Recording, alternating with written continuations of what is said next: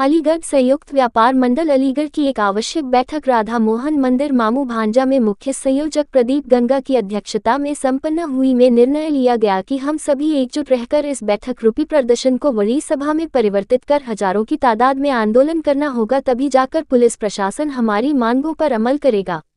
संयोजक भूपेंद्र वार्ष्णेय ने कहा, व्यापारियों की शांतिपूर्ण रूप से हो रही बैठक को प्रशासन हल्के में ले रहा है तथा व्यापारियों के खिलाफ गलत तरीके से हुई हत्या की एफआईआर को समाप्त करने में हीलाहवाली कर हमें बड़े संघर्ष के लिए मजबूर कर रहा है।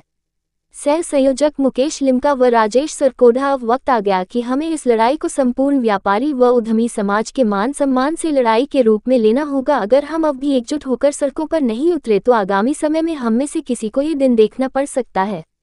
मुख्य संयोजक प्रदीप गंगा ने कहा, मामू भांजा प्रकरण में सर्वप्रथम व्यापारी पक्ष द्वारा 112 न पर पुलिस को कॉल की थी। उस आधार पर प्रथम रिपोर्ट दर्ज व्यापारी पक्ष की होनी चाहिए थी, यही कानून भी है, लेकिन पुलिस द्वारा व्यापारी पक्ष की रिपोर्ट न लिखकर दूसरे पक्ष के दबाव में आकर गलत धाराओं में रिपोर्ट दर्ज कर हमारे 6 व्यापारियों को गिरफ्तार कर जेल भेज दिया।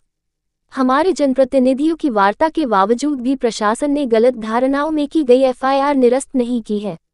आखिर किस धारणा के तहत पुलिस प्रशासन हमारे व्यापारियों को हत्या के जुर्म में फंसाकर जेल में रखना चाहता है? अब व्यापारी समाज इसे बर्दाश्त नहीं करेगा तथा इसके विरोध में एक जनसभा मंगलवार 2 जुलाई को हीरालाल वारहसैनी कॉलेज जीटी पर शाम 5 बजे से होगी। इसी तरह से यह आंदोलन निर्दोष व्यापारियों के रिहा न होने तक निरंतर चलता रहेगा। सभा में बड़े आंदोलन का निर्णय की भी घोषणा हो सकती है। संरक्षक सुभाष लिटिल व हरिकिशन अग्रवाल ने कहा, हम मजबूती के साथ इस लड़ाई को लड़ेंगे और जीतेंगे भी। आवश्यकता पड़ी तो अलीगढ़ से बड़ी तादाद में व्यापारी लखनऊ जाकर भी विधानसभा पर धरना देंगे।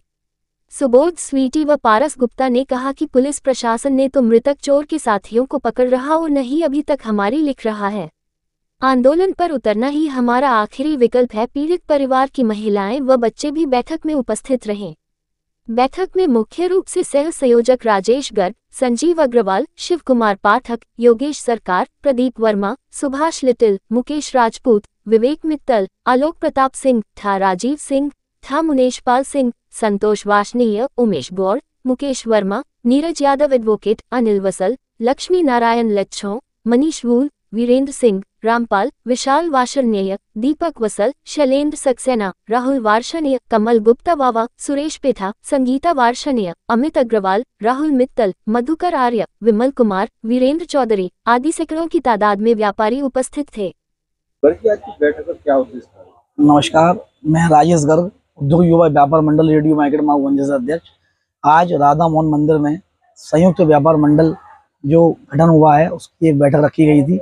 माऊ भांजा प्रकरण में जो हमारे निर्दोष व्यापारी जेल में हैं, जो जिनका कोई दोष नहीं, वो वहाँ पर जेल में बंद हैं, उन पर धाराएं लगानी 302, जबकि ये 302 की धारा नहीं बनती है। क्योंकि सबसे पहले जो हमको आज मालूम पड़ी है कि जिन लोगों ने जिनके घर में चोर घुसा था उन्होंने 112 पर फ़ोन भी किया है, जो आज हमको मालूम पड़ी है, उसके उद्देश्य से भी काम होगा।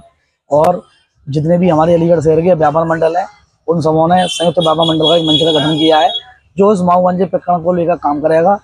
जहां समिति बनी और आज मीटिंग का उद्देश्य यही रहा कि अगर प्रशासन या शासन हमारी मांगों को नहीं मानता है तो व्यापार मंडल पुलिस अधिकारियों को ज्ञापन देगा और प्रत्येक दुकानों पर काले झंडे लगाएगा और धरना प्रदर्शन शांतिपूर्वक अपना रखेगा, अपनी मांग को उठाएगा।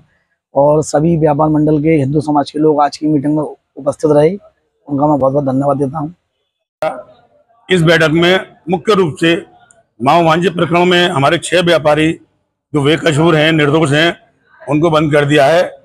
और जिन धाराओं में उनको बंद किया गया है वो धारा उन पर किसी भी प्रकार से नहीं बनती, क्योंकि प्रथम सूचना पीड़ित पक्ष द्वारा 112 नंबर पर दी गई थी।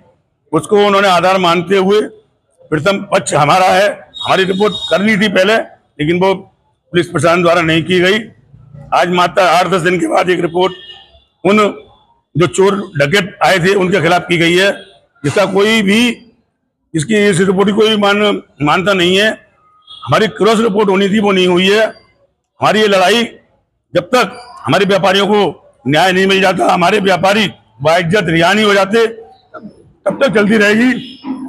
हमने एक बड़ी सभा 2 तारीख को दिन मंगलवार को हीरालाल वारहसैनी कॉलेज में रखी है, जिसमें भारी मात्रा में हमारे व्यापारी व हिंदू समाज के लोग उपस्थित रहेंगे।